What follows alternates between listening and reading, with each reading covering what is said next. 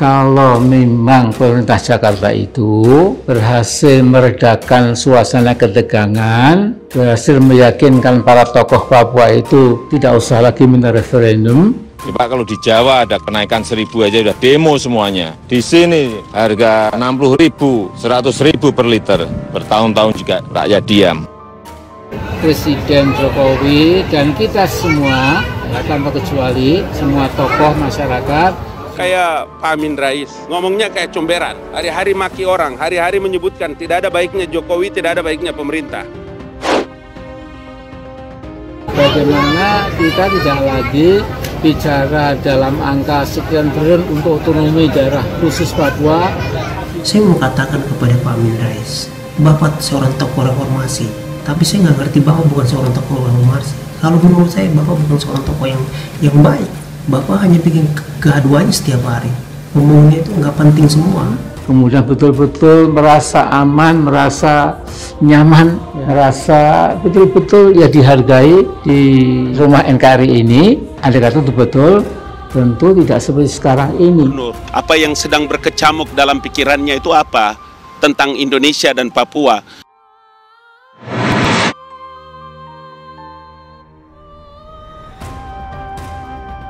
Tapi bottom line-nya itu adalah bagaimana kita bisa memenangkan, merebut hati dan pikiran saudara kita di Papua. Apa yang sedang dia pikirkan itu loh. Yang kelihatan di permukaan kan drive atau dorongan, niatan untuk lepas dari Republik ini kan semakin kelihatan. Mengerti nggak? Masa sih kenapa bisa berpikir seperti begitu? Saya berada di sini, di tanah Papua. Mari kita menyingsingkan lengan bersama karena Papua adalah Indonesia. Saya adalah seorang Papua, sebenarnya saya juga merasa seperti dihempaskan, ya. Memang isunya selalu begitu, dikatakan Papua ketinggalan di bidang pembangunan tidak seperti di daerah lain. Kita sudah melakukan afirmasi. Saat itu juga saya perintahkan kepada Menteri, saya mau bensin di sini harganya sama dengan di Jawa. Kalau kita tidak pernah berpikir kreatif, Masa sih menyelesaikan urusan dalam negeri berpikirnya kayak begitu? bagaimana cara mencari pemecahan Wabrand Papua itu, maka kita bisa kecewa di belakang hari.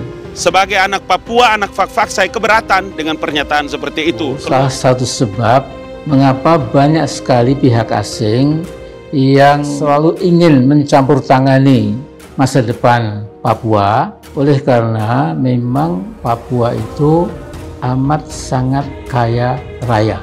Saudara harus tahu ya, yang dikeluarkan oleh pemerintah untuk Papua kalau dibandingkan rata-rata nasional dengan rata-rata dengan yang diberikan kepada Papua per kepala, itu Papua itu mendapat 17 kali lebih besar dana yang diperlukan atau yang dikeluarkan oleh pemerintah untuk keperluan orang Papua. Per orang 17 kali lebih besar dibandingkan dengan rata-rata nasional. Di dalam pemerintah ada ahli-ahli mengenai Papua, juga teman-teman di LIBI banyak para ahli mengenai Papua, jadi minta supaya itu dikonsultasikan. Saya bicara juga di Jayapura untuk bisa membantu pemerintah, opinion leaders, kepala-kepala adat, tokoh agama, pendeta, pastor, untuk membantu sebagai anak Papua yang ada di istana negara di pemerintahan. Saya keberatan kalau hanya Papua dan Fak-Fak juga dalam situasi begitu. Mining, pertambangan yang begitu kaya raya digotong kekayaan itu ke luar negeri, sementara orang Papua hanya jadi penonton. Kalaupun toh ada yang menetes ke teman-teman Papua, itu nggak sama satu pernil, ya, seperti tersebut tidak ada. Orang mengatakan pemerintah pusat itu mengeruk dana dari kekayaan alam Papua. Secara sewenang-wenang rakyat Papua tidak kebagian. Nah saudara, catat ini. Seluruh kekayaan alam yang dieksplorasi dari Papua, pajak-pajaknya termasuk Freeport dan lain-lain, kekayaan alam yang lain, Freeport dan kekayaan alam yang lain-lain. Freeport itu beroperasinya dari Jakarta. Itu hanya memberi kontribusi 12 triliun kepada nasional. Sementara nasional mengeluarkan 46 triliun untuk Papua. Kenapa kita membeli air traktor ini? Kita sekarang baru beli 2, nantinya akan tambah 3 lagi menjadi 5. untuk di Papua dan di Kalimantan Utara. Jakarta memberi kesempatan kepada orang Papua untuk melakukan referendum. Apakah tetap bersama Indonesia atau membangun negara Papua sendiri. Nah, pernyataan sikap itu diluncurkan pada 21 Juli tahun ini. Undang-undang otonomi khusus untuk Papua ditentang oleh hampir seluruh masyarakat di tanah Papua. Berjiwa nasionalisme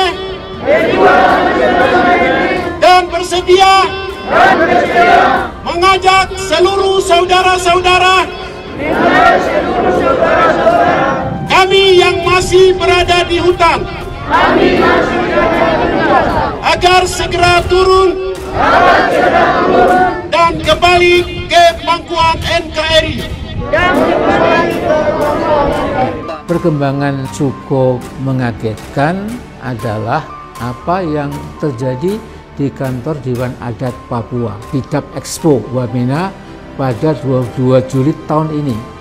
Tatkala diumumkan sebuah petisi namanya Peluncuran Petisi Rakyat Papua Tolak Otsus Jilid 2. Namun Duta Besar Venezuela yang juga menjabat Ketua Komite Khusus Dekolonisasi PBB, Rafael Ramirez, menegaskan tidak pernah menerima secara formal maupun informal petisi atau siapapun mengenai Papua seperti yang diberitakan dalam koran The Guardian. Dari awal kan saya bilang, Republik Indonesia sebesar ini bukan republik kalau tidak ada Papua. Begitu juga Papua dengan Republik Indonesia. Itu kan di provinsi. Salah satu provinsi di Republik Indonesia ini, kenapa narasi dan diksinya seperti itu? Tanah air kita terbentang luas dari barat ke timur. Berjajar puluhan ribu pulau yang dipersatukan lautan dengan keindahan alam, kekayaan alam, dan keragaman budaya yang menakjubkan. Dengan kondisi geografis yang sangat menantang, negara sedang berjuang dan akan terus berjuang agar pemerataan pembangunan bisa terlaksana dari Sabang sampai Merauke, dari Miangas hingga Pulau Rote. Pendekatan kesejahteraan itu sudah lama dilakukan gitu.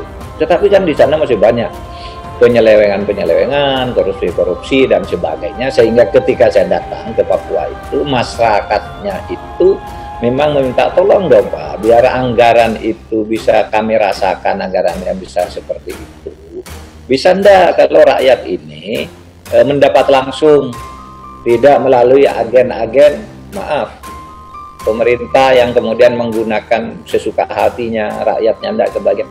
Nah, suara-suara seperti itu ada. Oleh sebab itu lalu kita menggunakan pendekatan sekarang itu yang lebih komprehensif, pendekatan kesejahteraan.